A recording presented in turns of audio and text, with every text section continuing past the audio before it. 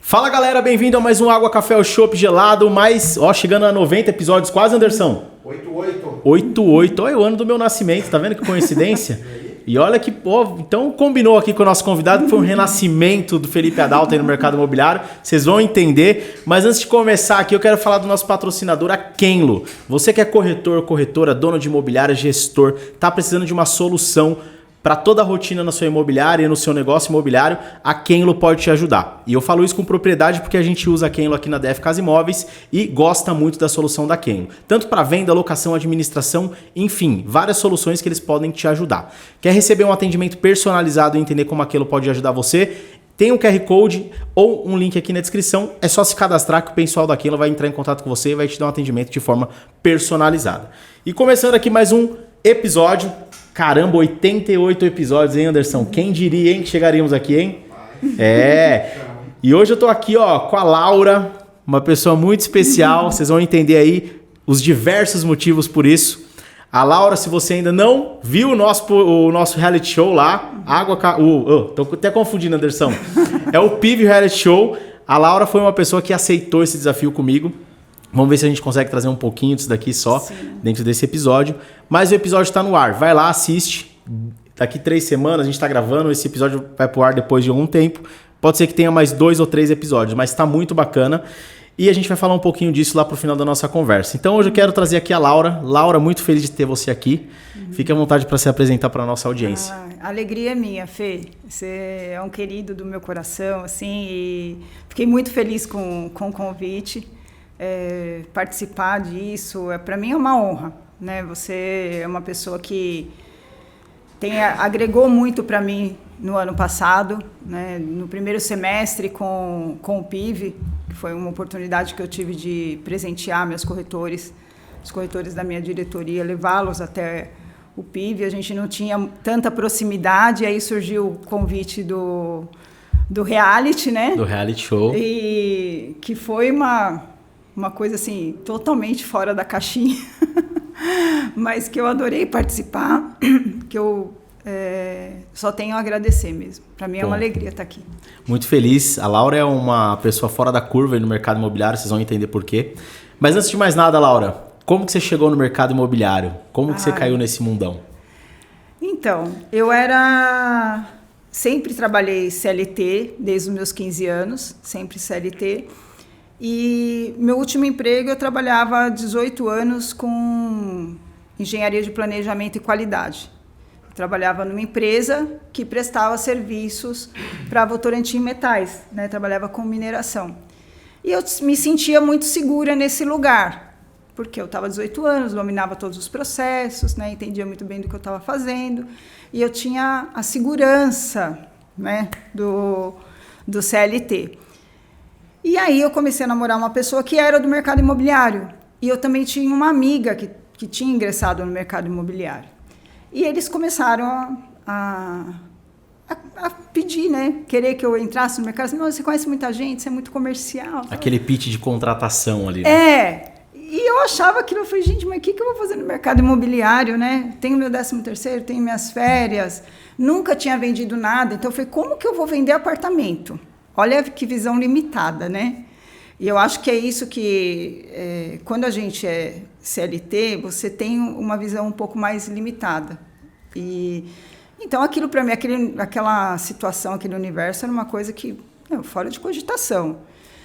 Só que, convivendo com eles, eu fui percebendo algumas coisas. Eu falei, poxa, pode ser promissor também.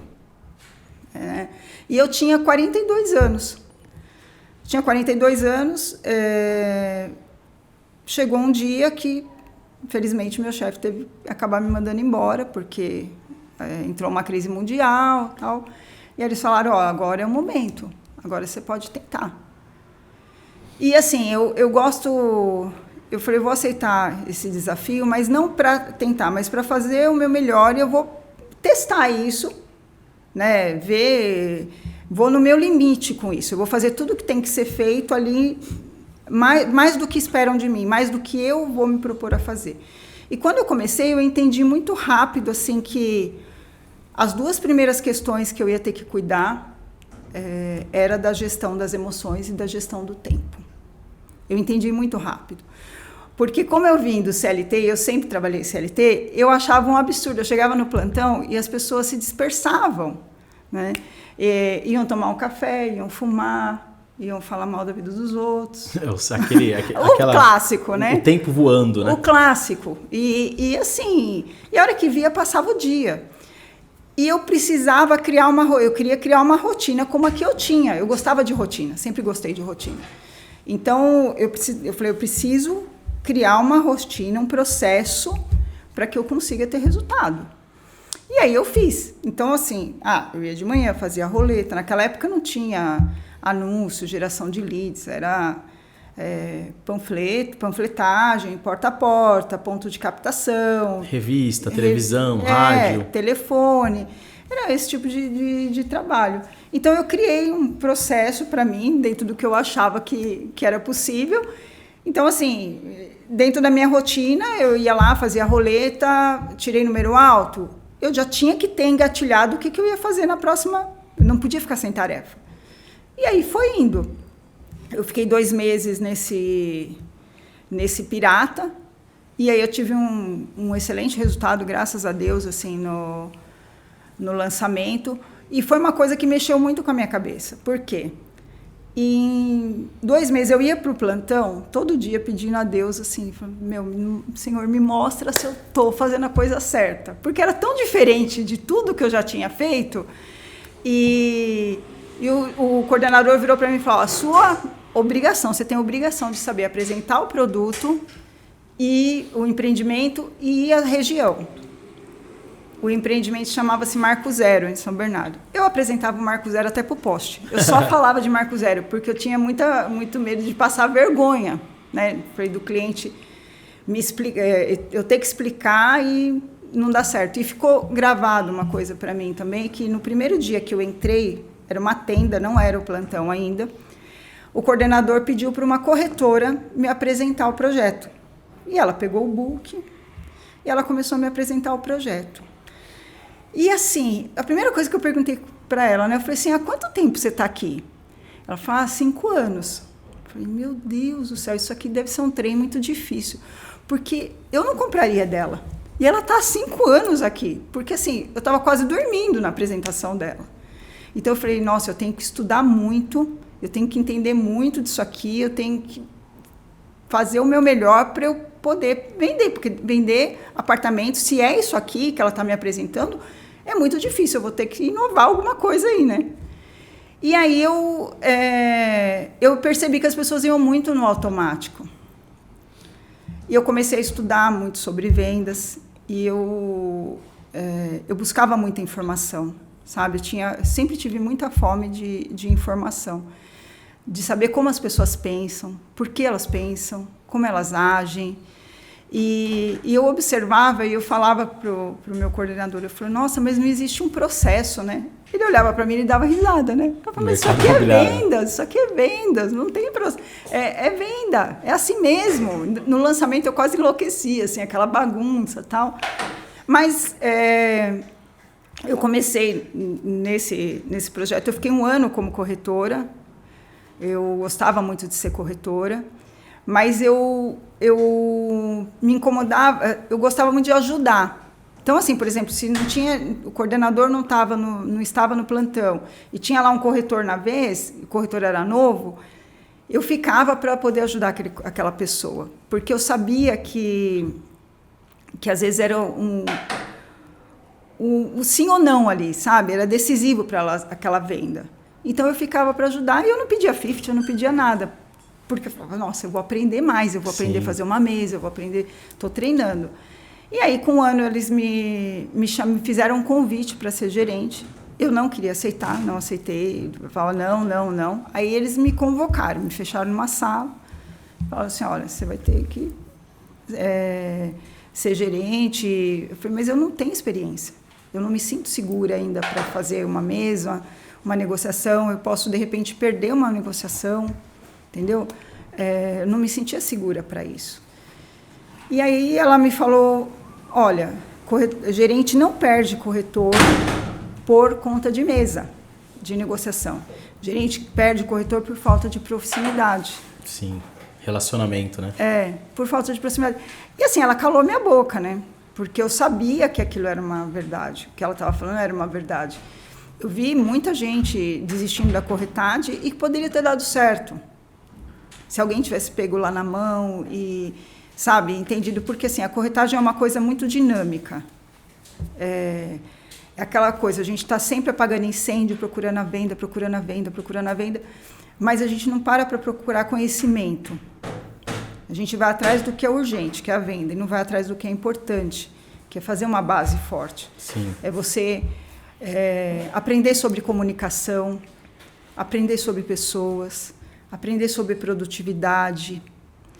Porque, assim, outro dia eu estava assistindo uma palestra que a pessoa falou o seguinte: o resultado que você ainda não tem é fruto de algum conhecimento ou alguma estratégia que você ainda não conhece. Ou que você conhece e não põe em prática. O resultado que você não tem é a falta do que ainda você não sabe. Ou que você sabe e não coloca em prática. Porque é igual emagrecer.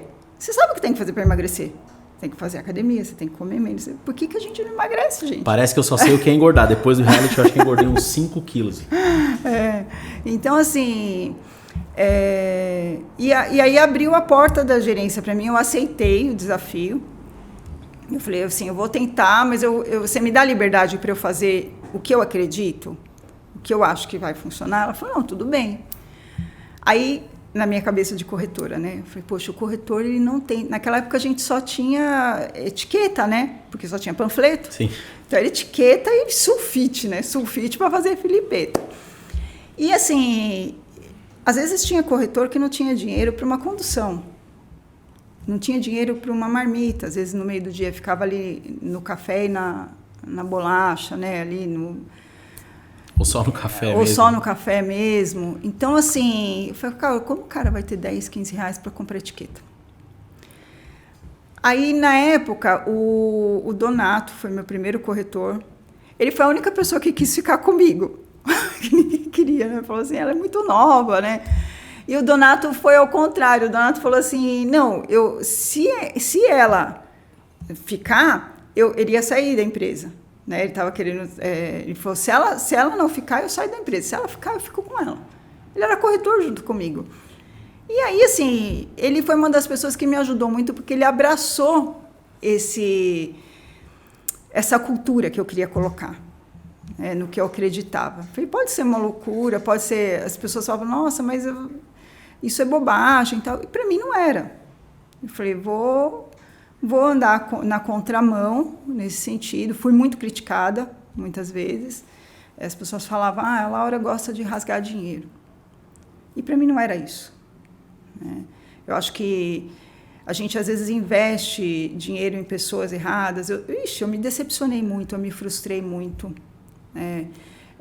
Muitas pessoas que eu achava que de repente poderiam dar certo me deixaram no vácuo, e é difícil essa parte da gestão. Sim. Né? Você lidar com a frustração na corretagem é uma coisa difícil, porque você lida todos os dias, o tempo todo. Mas na gestão, eu sempre falo, o maior desafio é a frustração, porque você vai se decepcionar com as pessoas mais do que as pessoas imaginam, né? Mas eu acredito numa coisa assim, que não é sobre o outro, é sobre a energia que eu estou colocando naquilo. É o que sai de você. É o que sai de mim. Se eu estou entregando o meu melhor, de algum jeito, eu estou entregando o meu melhor para você. Você não absorveu o meu melhor? Tá tudo certo. O importante é o que sai de você. Eu fiz a minha lição, né, de casa. De algum jeito, Deus vai me devolver isso. Sim. Isso vai voltar para mim, né? Seja através de uma outra pessoa que vai entrar, tal. E aí a primeira coisa que eu fiz, eu não entendo muita coisa de impressora, tecnologia e tal, e o Donato entendia. Eu dei meu cartão de crédito pro Donato e falei, vai lá na Santa Efigênia, compra a melhor impressora que tiver colorida, por favor, que eu quero colorida. Naquela época tinham as bancadas. Sim. Porque o pessoal fazia oferta, não tinha esse acesso ao celular, já era mais difícil e tal, não tinha esses planos que tem hoje. Então, o pessoal ia para o plantão, no final do dia vinha para o escritório, para a base, para fazer oferta, e cada gerente tinha a sua bancada. Aí o Donato chegou com a impressora, colocou. Aí eu falei, não, meus corretores, eu ainda não tenho corretores, mas os meus corretores vão ter etiqueta colorida, filipeta colorida. E eu gosto disso, assim, eu acho que as pessoas não estão muito acostumadas com a excelência. E eu gosto muito disso. Eu gosto de ter o capricho de fazer, sabe? A pessoa se sentir o quanto ela é especial para mim. Eu acho que o elogio genuíno, o feedback genuíno, tudo que você faz de forma sem bajulação, mas que você pegue um bombom para dar para a pessoa, mas que você coloque alguma coisa sua ali, que você, sabe, entregue aquilo com capricho. Eu sempre falei isso, se eu vendesse picolé na praia, o meu picolé ia ter que ser o melhor da praia, né? Então, acho que é bem isso. E aí eu fiz isso, todo mundo falou, né? Fui muito criticada e tal, mas passou um tempo, todos os gerentes tinham impressoras.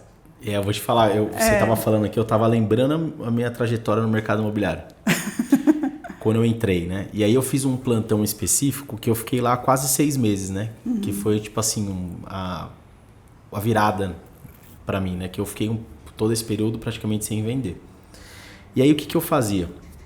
Tinha o nosso diretor lá, que é o Capudian, muito conhecido no mercado, que ele fazia a apresentação dos meetings, né? E aí eu gostava de ver isso. Por quê? Porque o Capudian, ele tinha uma forma de apresentar o meeting que ele tinha ali toda a estratégia de quem que era o público-alvo, onde essa pessoa tomava café da manhã, onde essa pessoa fazia as compras, onde essa pessoa tinha o seu lazer, quem eram os concorrentes, quais eram os pontos chaves do concorrente, pontos fracos do concorrente. Então, ele preparava isso de uma maneira que eu falava assim, caramba, é isso. E quando a gente estava no produto, no atendimento, por pegar aquelas dicas, eu estava muito preparado para falar tanto do produto, quanto da região, quanto da concorrência. Tanto que eu peguei um cliente, uma vez indo numa padaria que ele falou, com um crachá da imobiliária que eu trabalhava, e o cliente falou assim, você tá lá, eu vi que tem um lançamento aqui, e eu peguei esse cliente aí. Então, assim, eu sempre gostei muito de participar desses meetings por conta de entender do produto, entender da concorrência, do público-alvo. E nesse último produto que eu trabalhei, que foi o Deseu Tatuapé, eu tinha um coordenador lá, Ulisses, a gente brincava, chamava ele de gato gordo, que ele fazia a gente fazer prova do produto. Então, assim, a gente fazia prova escrita para a gente ficar preparado para atender o cliente. Então, assim, ele não admitia que a gente não soubesse sobre o produto. Então, assim, eu aprendi muito isso. E isso hoje eu trago para a minha vida. E uma coisa que acontecia era, quem estava dentro dos plantões eram os coordenadores. E os coordenadores, eles queriam a venda para quem? Para eles. Sim. Então, o que aconteceu que hoje eu enxergo ali que foi um ponto que eu não vendi? Eu fiquei ali 5 meses captando clientes, mas com foco no quê? Em vender aquele produto. Porque eu era calça branca, ouvia quem? Os coordenadores. Sim. E eu não tinha ali, por mais que meu superintendente na época era um cara fantástico assim, mas eu não tinha um acompanhamento de carteira. De falar assim, Felipe, deixa eu sentar aqui com você. Quem que você atendeu essa semana? Quem foram os clientes? Pô, você acha que esse cliente aqui, ele não cabe aqui, já que ele está com urgência de comprar? Será que esse cliente não dá para encaixar aqui? E o meu maior erro foi criar uma carteira, na esperança que eu venderia para todo mundo naquele lugar. E no dia do lançamento eu vi que tinha muita pessoa que comprou outros produtos e poderiam ter comprado comigo. E aí no dia que eu pedi para sair, até mudou o meu superintendente na época, e ele falou, cara, fica que eu vou tentar te colocar numa coordenação. Você tem muito conhecimento, não sei o que lá. Eu falei, cara, eu não estou preparado para isso. E aí foi onde eu vim trabalhar com imóvel de terceiro. Mas isso me deu uma aula assim, e quando você estava falando, começou a vir essas lembranças na minha cabeça. De como a gente perde oportunidade com profissionais que podem ser bem-sucedidos e ter muito sucesso, né? Sim. E às vezes essas oportunidades é porque você não senta ali com a pessoa para falar, e aí, como foi sua semana? Sim. Como que está a sua carteira de clientes? O que você pode fazer de diferente? Vamos fazer essa ação aqui, validar o que pode acontecer?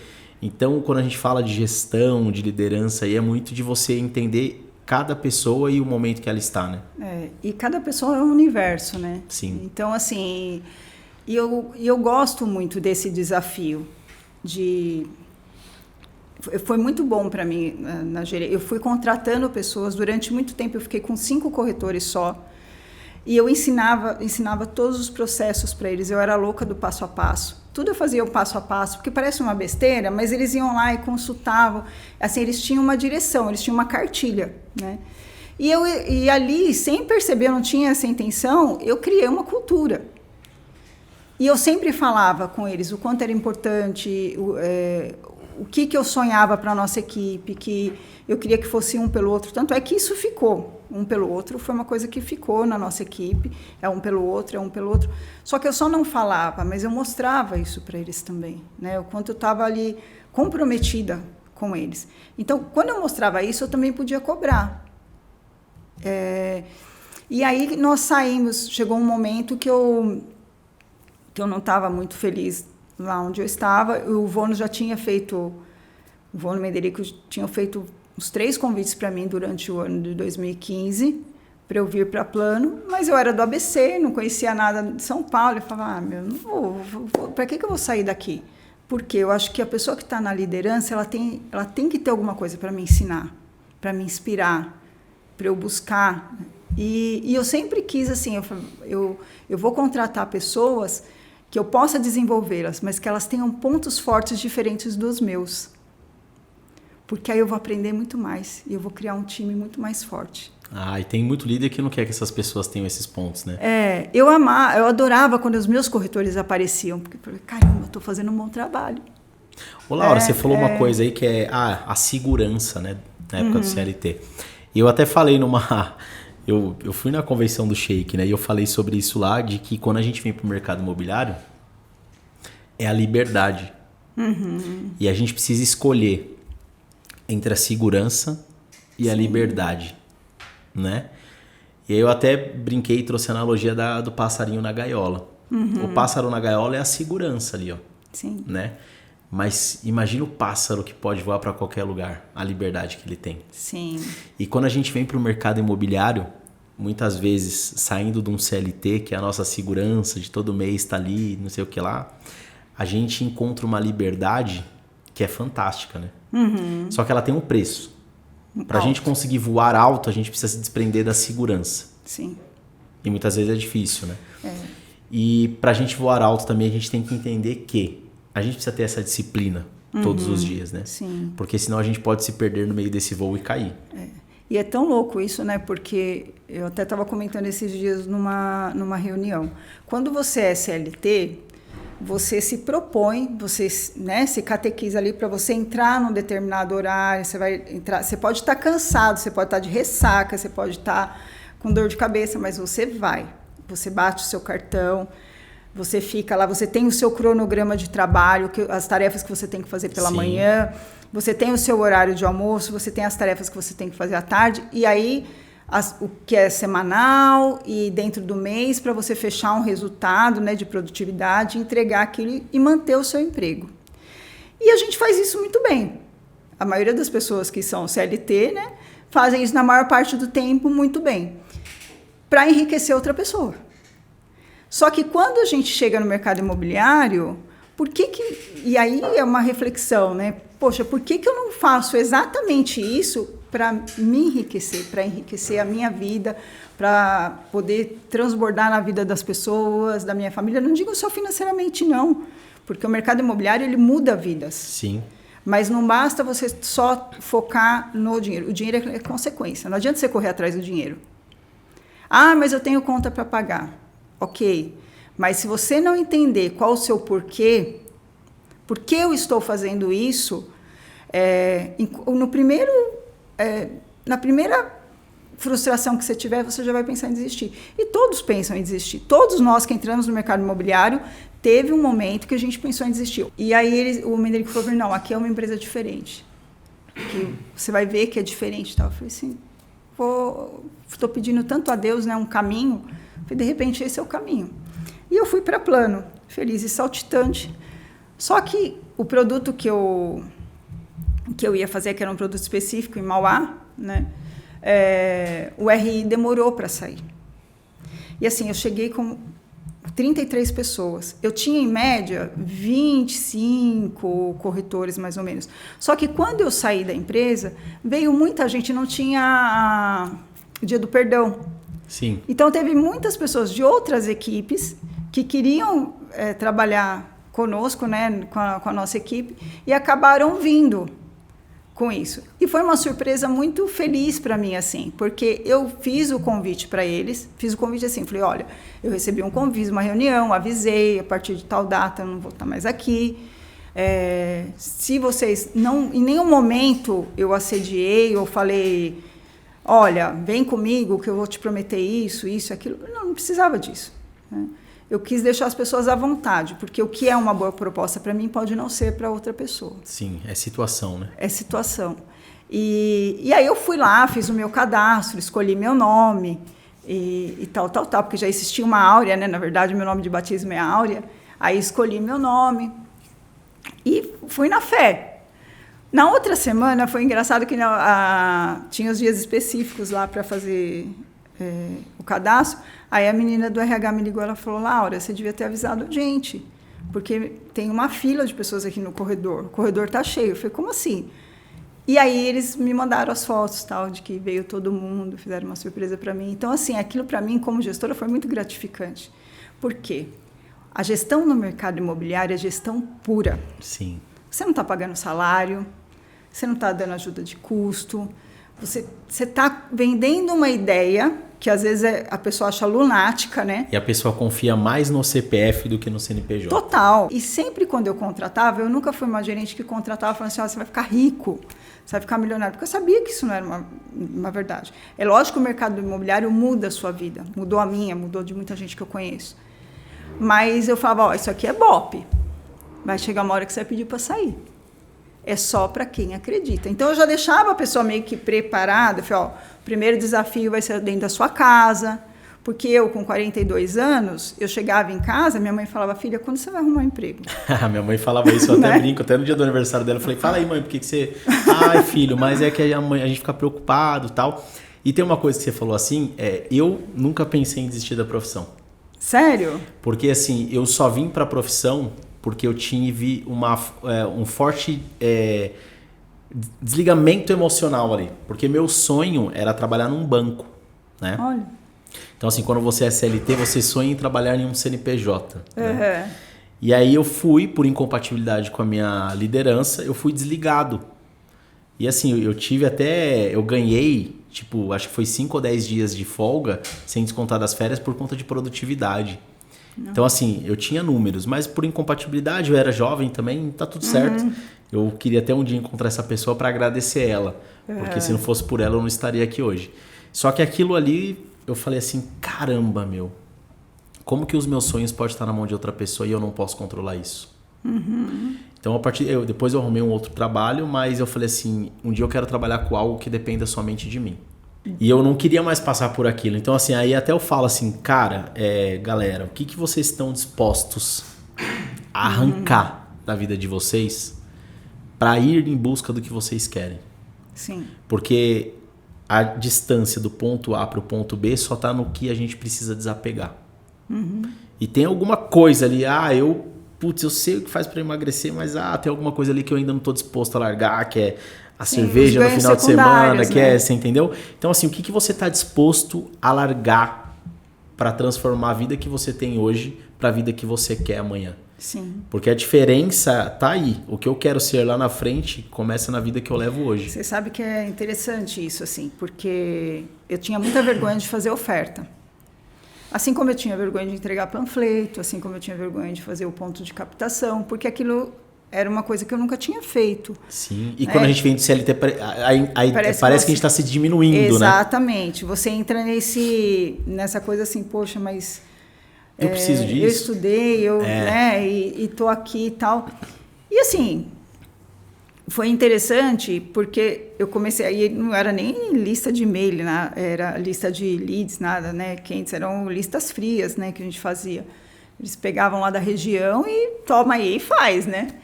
E que é um nome que eu acho que não tem muito sentido, né? Porque dentro dessa lista sempre tem alguém interessado, né? Sim. E a gente já traz... E é muito louco como a gente traz algumas coisas de forma pejorativa e não é. Não. Lista fria. É um nome que pegou, mas não é uma lista fria. Não, já é uma coisa que você fica, opa, né? E eu tenho uma coisa muito com as palavras, né? Não é toda, assim, eu acho que as palavras têm um poder. Sim. Do que você vai colocar ali. E eu tinha muita vergonha de fazer oferta, porque eu achava que estava todo mundo escutando o que eu estava falando, de entregar panfleto, porque eu achava que eu estava sendo inconveniente. E chegou um momento que eu falei, não, eu preciso quebrar isso, cara. Eu preciso quebrar, porque é isso que vai me trazer o resultado. Então, assim, essa questão da oferta foi muito interessante, porque teve um dia... E você vai se contaminando, né? Porque você é o ambiente ali que você está vivendo. Uhum. E se você não se blindar muito bem, você se contamina. E principalmente se você não tiver se você tiver num dia difícil, se você até estiver se questionando, né? Porque às vezes você olha para o lado e você fala, putz, não está acontecendo nada. Eu estou aqui vindo, gastando dinheiro, isso aqui, e não está acontecendo nada. Mas está acontecendo. A questão é que você não tem um olerite para te mostrar, olha, está acontecendo, mas você está plantando, você vai colher. É implacável isso. É a ideia do jardim. Eu não sei se eu falei isso no podcast anterior, que o jardim, ele não é bonito. Uhum. Ele está bonito. Exatamente. Para de cuidar do jardim. Exatamente. Para de plantar. É isso para mesmo. de regar. Ah, mas eu estou vendendo. Para de cuidar do seu jardim que você vai ver o que acontece. Sim. O tamanho do mato. Então, assim, levem isso. O jardim, ele não é bonito. Uhum. Ele está. É isso mesmo. Então, assim, o profissional que você é hoje, você não é, você está. Sim. E aí tem margem para melhorar, tem margem para crescer e tem margem para piorar se você não cuidar dele. Sim. E eu acho que esse é o maior desafio, né? Eu, falando da oferta, como que eu quebrei isso? Fazendo. E chegou um dia que eu estava, assim, aqueles dias que você está se questionando, puxa, será que é isso mesmo, né? E não tinha tido lançamento ainda, não tinha vendido, então... E eu comecei, o que eu fiz? Comecei a fazer a lista e fui lá reclamar com o corretor da lista que ele tinha, com o coordenador, perdão, da lista que ele havia me dado. Falei, olha, não dá isso aqui. Ele falou, faz o seguinte, senta lá e faz toda a lista. Depois você me fala. Eu fui lá bufando, né? Falei, tá bom, também agora eu vou fazer só para provar para ele que essa lista não é boa. Chegou lá nos últimos nomes, um nome que eu nunca vou esquecer, João Mendes Matos. Ele me atendeu, bem pragmático, bem frio, né? Perguntou o básico, me deu o e-mail dele. Olha, você vai me mandando as informações por e-mail. E aí, naquela época, tinha aquela coisa, né?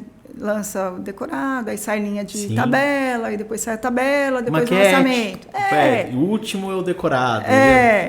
E aí, eu fui mandando todas as informações para ele, mas ele nem tinha um para mim, mas era uma pessoa que tinha me dado atenção naquela lista. Falei, poxa, vou continuar mantendo aqui, essa é a minha carteira de clientes.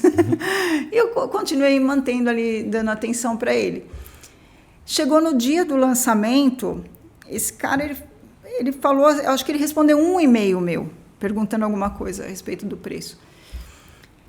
E eu fui lidando ali com ele. E ele era uma pessoa diferente, ele é uma pessoa pragmática, eu não sou uma pessoa pragmática. Então, eu poderia ter largado ele de mão. Eu falei, não, vou persistir nele aqui.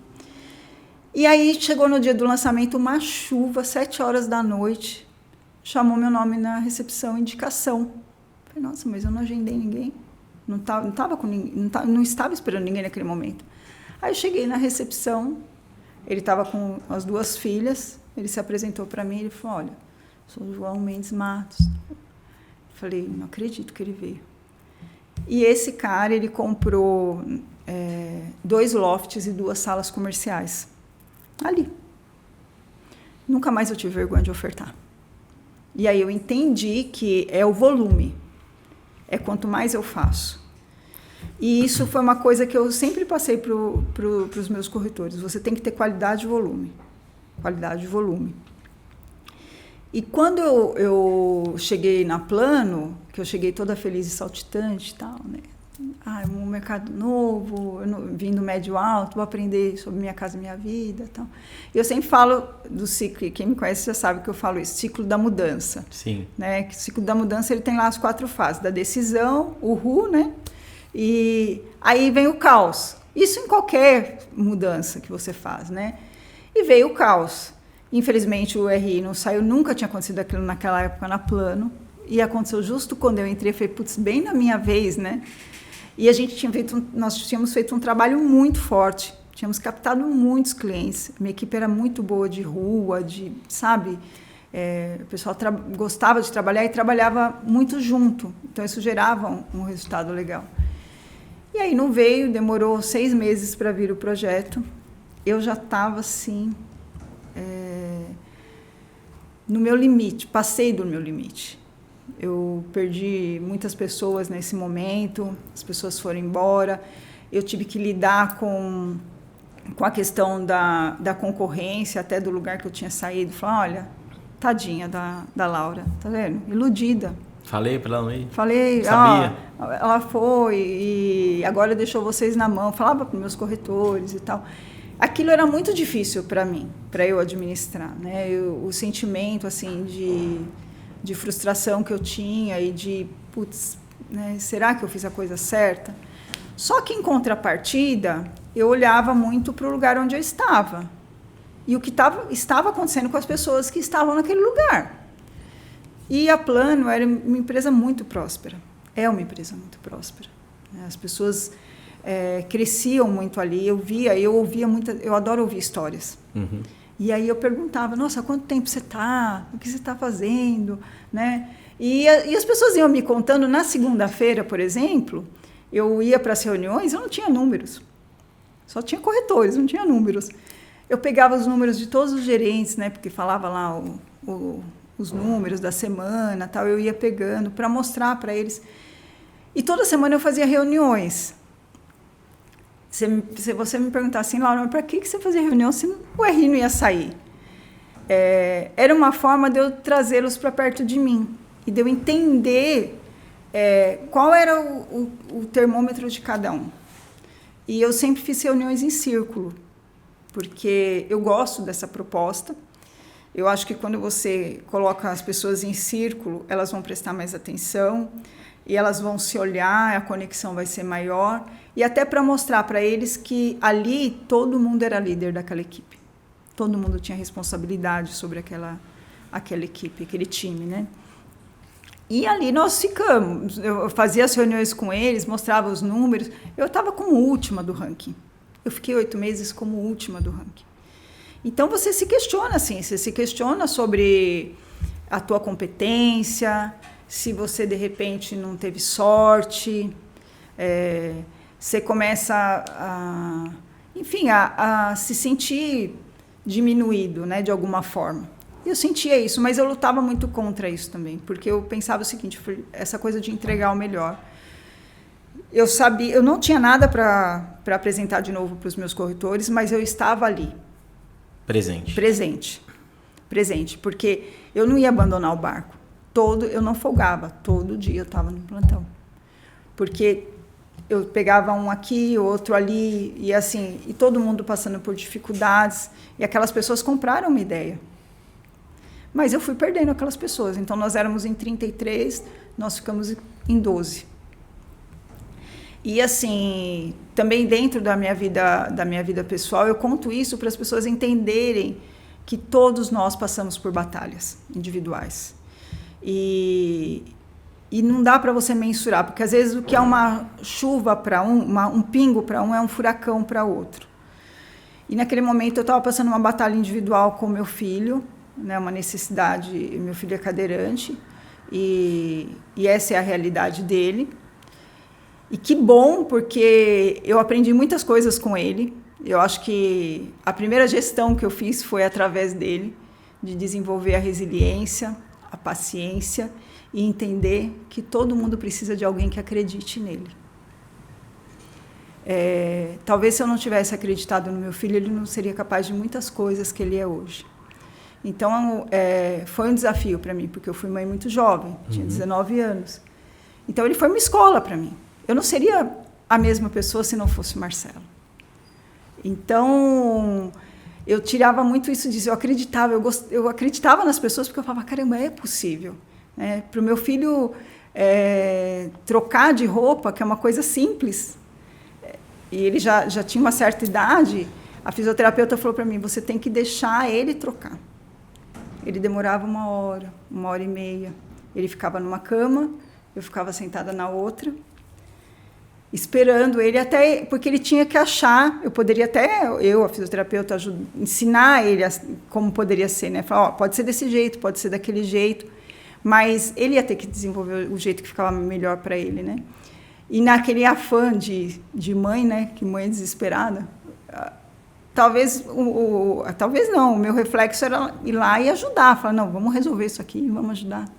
Mas eu tinha que esperar, eu tinha que sentar na outra cama, esperar e torcer, incentivar e não deixar ele desanimar.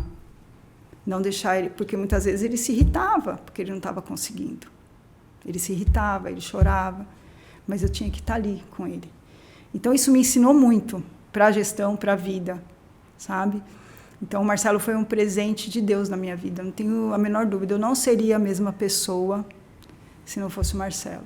E ele estava passando uma dificuldade naquele momento, porque eu estava numa pindaíba danada, porque minha reserva foi para o Beleléu, e nesses 6 meses eu tinha expectativa de... Eu saí em outubro da empresa que eu estava, e eu tinha expectativa... Eu já estava consolidado o meu resultado como campeã do ano, eu larguei mão da premiação, de tudo, porque eu não estava feliz. E eu assumi o risco, né? E aí eu acabei perdendo. Minha reserva foi pro Beleléu. E aí a cadeira de banho do Marcelo quebrou. E eu tinha que dar banho no Marcelo no vaso sanitário. O óculos do Marcelo quebrou. Ele tem 70% da visão. Eu não tinha dinheiro para arrumar o óculos dele. Então, assim, foi um momento muito difícil. Mas que eu tentei trazer com leveza. Porque eu sabia que lá na frente a conta ia fechar. Eu sabia. Eu chorava. Eu ficava preocupada, mas eu monitorava muito, eu me policiava muito para entender como eu estava na maior parte do tempo. Porque era isso que eu ia passar para as pessoas. Porque qual era a matéria-prima que eu tinha? As pessoas. O que ia fazer a minha vida dar um giro ali, naquela situação? As pessoas. Eu não ia fazer nada sozinha. Por isso que eu fiquei tão mais próxima ainda daquelas pessoas, por isso que eu me preocupei com elas, e realmente eu estava preocupada com elas o tempo todo, porque elas compraram, eu tinha uma responsabilidade, né, com elas. E eu não contei isso para ninguém. Eu não contei para os meus corretores, porque eu não queria que ninguém me visse como a vítima da situação, porque eu não era vítima de nada. As pessoas podem falar, nossa, Laura, mas você tem um filho cadeirante. 1000 vezes ter um filho cadeirante do que ter um filho presidiário. Você entendeu? Para mim não é problema nenhum. Uma vez me falaram assim, ai, Laura, eu não sabia que você tinha esse problema. Eu falei, então, mas é só meu filho, rapaz, não é problema. É como você enxerga a situação, né? É como você enxerga. E como que filhos traz aprendizados pra gente, né, Laura? Demais. A Lara, minha filha, eu sempre... falo assim, caramba, aprendi mais uma, né? Ela me ensina muito sobre vendas, sobre liderança, sobre... Esses dias, assim, foi 2 coisas. Eu fui trabalhar, ela falou, não, pai, você não vai, chorava. Eu falei, beleza. Vou sentar aqui no sofá, deitei, brinquei com ela. E aí eu falei, o pai tá com sono, vamos dormir. Uhum. Aí daqui a pouco ela acorda, pai, acorda. Eu já falei, nossa, filha, pai tá atrasado. Nossa, filha, como eu tô atrasado pra ir trabalhar. E ela já, nossa, pai, tá atrasado mesmo. Falei, filha, então o pai vai trabalhar, daqui a pouco volta. Tá bom. E aí ela mudou, deixou eu ir trabalhar. Outro dia, minha esposa foi presencial, aí eu tive que levar ela pra minha sogra, que minha sogra cuida dela. E aí ela queria levar todos os brinquedos da casa. Aí você começa a negociar, filha, esse brinquedo aqui, ele tá cansado, vai descansar um pouco, ele quer dormir. Então você começa a negociar e ela fala assim, então tá bom. Então a gente passa por negociação, a gente passa por resiliência, a gente passa por como que eu crio um rapport ali para você ter mais conexão e a gente vive isso todos os dias quando a gente é pai ou mãe, né, Laura? Sim. Como que a gente aprende, né? E eu acho que assim, o vitimismo é a pior coisa que você pode se colocar, o pior lugar que você pode se colocar. E eu tinha muito medo, apesar de eu ser muito jovem, eu tinha muito receio que o Marcelo sentisse pena dele mesmo. Essa era a minha maior preocupação. Então, assim, eu não podia passar isso para ele, sabe? Porque ele era uma criança dócil, ele era gordinho, sorridente, então era fácil ele dobrar as pessoas, entendeu? Eu falava assim, então, e numa cadeira de rodas. Então, assim, eu fui me acostumando com aquelas situações e lidando com elas. Mas até tem um bordão que ficou lá em casa, virou até piada, porque eu falava para ele, eu não tenho pena de você. Ai, mãe, vai buscar um copo d'água? Eu pensava, não, peraí, um copo d'água ele consegue ir lá e buscar, não vou pegar. Vai pegar você, eu não tenho pena de você. Então, assim, quando a gente brinca hoje, a gente até fala disso, né? Eu não tenho pena de você. E foi assim, eu não contei aquilo para os meus corretores naquele momento, porque eu queria muito que eles entendessem que eu estava ali forte com eles. Que aquilo ia passar. Se eu contasse, cada pessoa podia interpretar de um jeito. Putz, se ela está assim, está acontecendo isso com o filho dela, imagina o que vai acontecer com a gente. Né? Eu não queria isso. E aí, assim, foi muito interessante que eu acreditava muito na empresa, eu acreditava muito no que acontecia ali, e eu sabia que a minha hora ia chegar. E como que foi essa virada aí? A Plano lançou uma linha de produtos chamada ODS, que eram os produtos sem vaga, não tinha produto sem vaga, né? E aí a Plano lançou e foi um fuá, porque assim, o pessoal de vendas não acreditava. Sim, passei por essa fase. Não acreditava, mas meu cliente não vai comprar. Eu falei, mas se a empresa desenvolveu, ficou 1 ano lá, investindo em inteligência de mercado. E eu sempre falo isso, é uma coisa que eu acredito muito. Eu falei, nós somos autônomos. Se não desse certo, nós íamos pegar nossas coisas e iríamos para qualquer lugar. A empresa não. Ela fica com prejuízo. Então, assim, aquela coisa que eu falo da visão periférica. Mais uma vez, eu tive a visão periférica. Eu falei, não, eu não vou acreditar nisso, não vou com a boiada, e eu vou chegar e vou fazer esses produtos aí, vamos ver o que vai dar. Já era outubro, eu já estava toda lascada, foi meu tiro de misericórdia. Juntei os corretores, fiz uma reunião, fiz uma lavagem cerebral na cabeça deles. Falei, gente, pelo amor de Deus, a gente tem que acreditar no que a empresa está acreditando. Não olha para os lados, vamos manter o foco. Se a empresa está acreditando, vamos acreditar. A gente está quase no final do ano. Vamos mudar esse jogo, né? Vamos lá, vamos conhecer o produto, vamos ver o que acontece. Eu falei, vamos, 10 dias. A hora que a gente chegou no plantão, era um plantão não era um plantão, a Plano não fez nem plantão no Cambuci. Era um espaço. Era uma antiga loja de carro. Pensa num lugar feio. E aí eles olharam para mim, assim, eu não esqueço da carinha deles, eles olharam para mim, eu falava, chefa do céu, a gente não vai ganhar dinheiro aqui. Eu falei, vamos sim. Tanto é que a maioria ali era só a minha equipe. E eu falei, vamos tentar, vamos ficar aqui 10 dias. E começou a vir visita, mesmo sendo um lugar feio e tal, porque não tinha nada ali na região. E a gente começou ali a fazer um trabalho. E teve o lançamento, eu estava assim no meu limite do limite mesmo, assim, não tinha mais de onde tirar, não tinha mais o que fazer, me sentindo muito triste por ter perdido as pessoas. Mas aquelas 12 pessoas que ficaram comigo, eu falei, eu tenho que honrar essas pessoas. E porque eles estavam me honrando. Eles estavam me honrando. E foi tão lindo, Felipe, quando no dia do lançamento eu não estava dando conta das mesas. Meus corretores não estavam dando conta das mesas. Quem faz lançamento sabe o que é isso. Né? E assim, não tinha sistema, era tudo físico, né?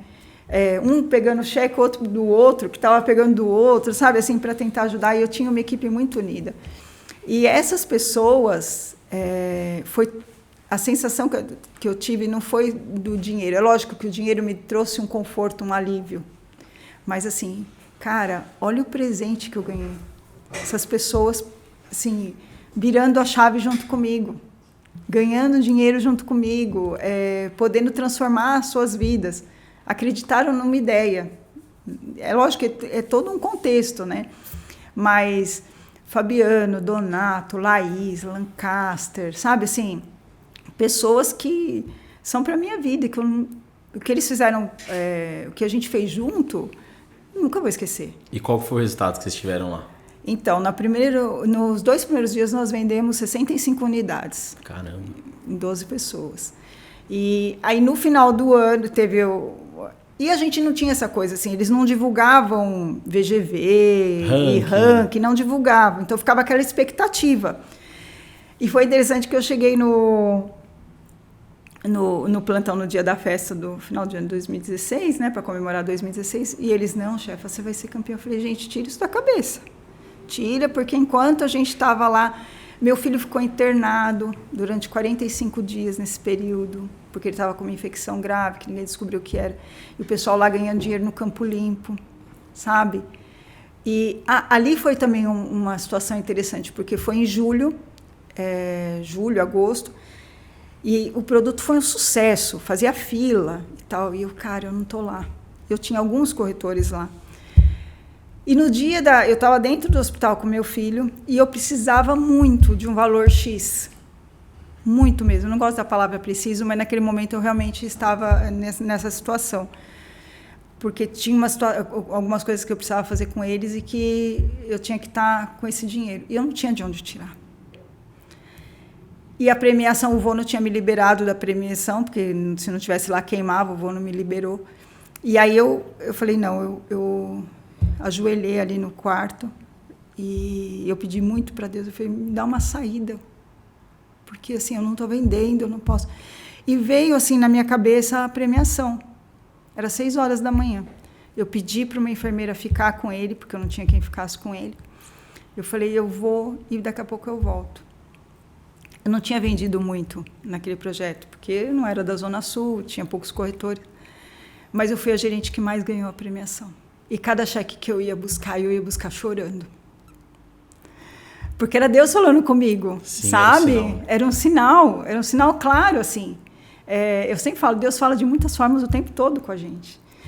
E cada cheque que eu ia... Eu nunca ganhei nada, assim, eu nunca fui uma pessoa de ter sorte em premiação e tal. Então, eu sabia que aquilo era a mão de Deus, né? E aí foi sorteio da moto.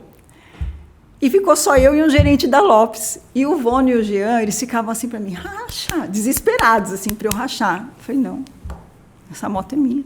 Eu vou até o fim. Eu vou, porque eu já ganhei esse tanto de cheque. Eu falei, eu vou ganhar essa moto. E aí eu ganhei a moto. Por incrível que pareça, assim, era exatamente o valor que eu precisava para resolver aquele problema que eu estava.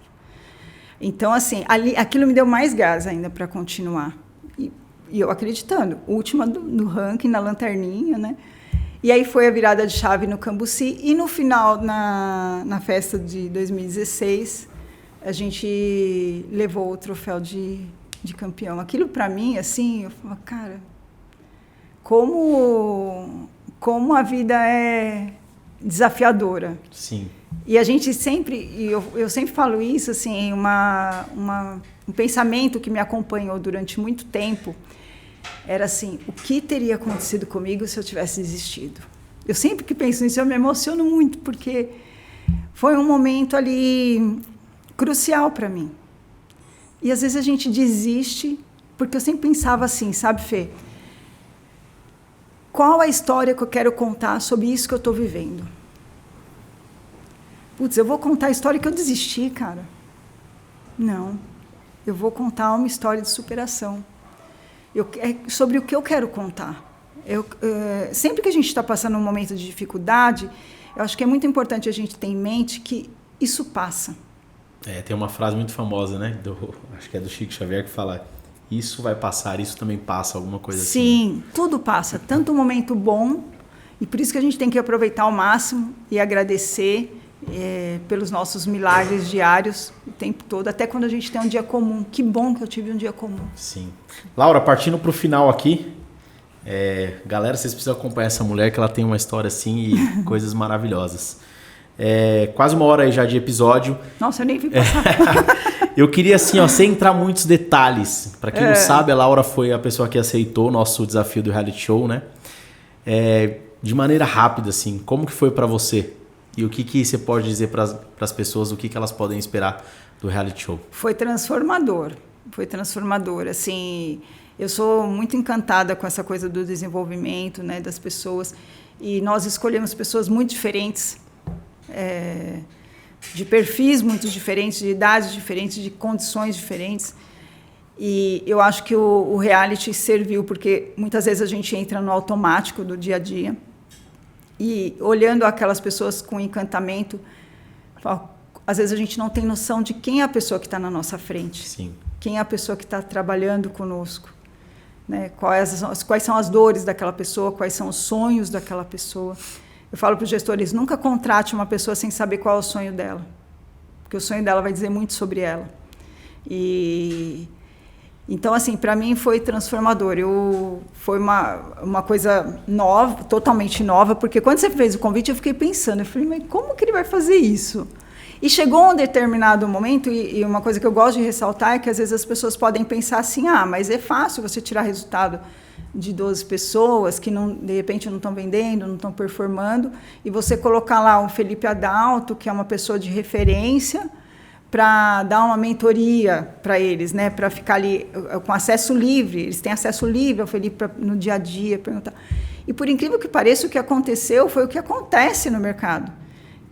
Teve aquelas pessoas que realmente se envolveram no processo, como existem no nosso mercado, e teve aquelas pessoas que, infelizmente, não conseguiram aproveitar totalmente a oportunidade. Então, assim, eu super indico.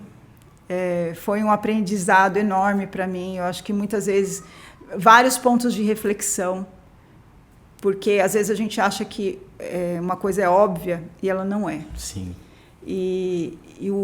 A transformação ela está nos detalhes, está no arroz com feijão bem feito, né? Está no que às vezes a gente está procurando uma coisa mirabolante, uma fórmula mirabolante, e o que a gente precisa está ali, debaixo do nosso nariz, na nossa mão, depende de nós.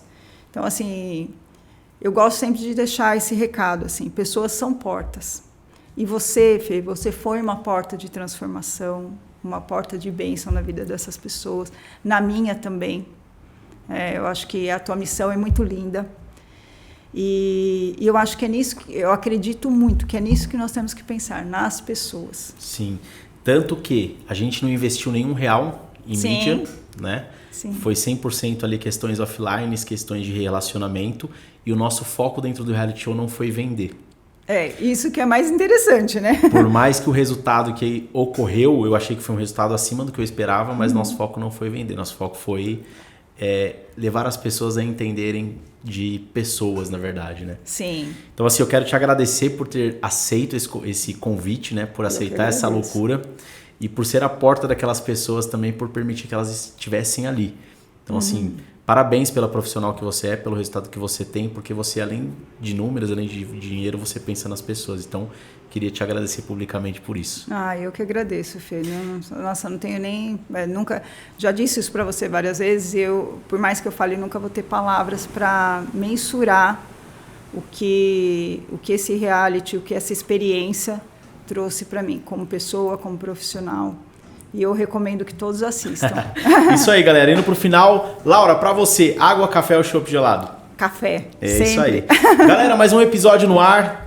Aproveita aí, vai lá, assiste o reality show, assiste os outros episódios e é isso aí. Se você está procurando uma solução dentro do mercado imobiliário que pode te auxiliar dentro da sua rotina aí, eu quero indicar a nossa patrocinadora Kenlo. Eu falo isso com propriedade, a gente usa a Kenlo todos os dias aqui na DF Casa Imóveis e seja para venda, locação, administração, a Kenlo pode te ajudar. Vai ter um QR Code aqui ou um link para que você possa entrar em contato com eles e de forma personalizada entender como a Kenlo pode te ajudar todos os dias. Galera, mais um episódio no ar. Isso aí, aproveita, tem muito conteúdo bacana. E é isso aí, água, café ou chopp gelado, porque falar de imóvel não precisa ser algo chato. Valeu e até a próxima.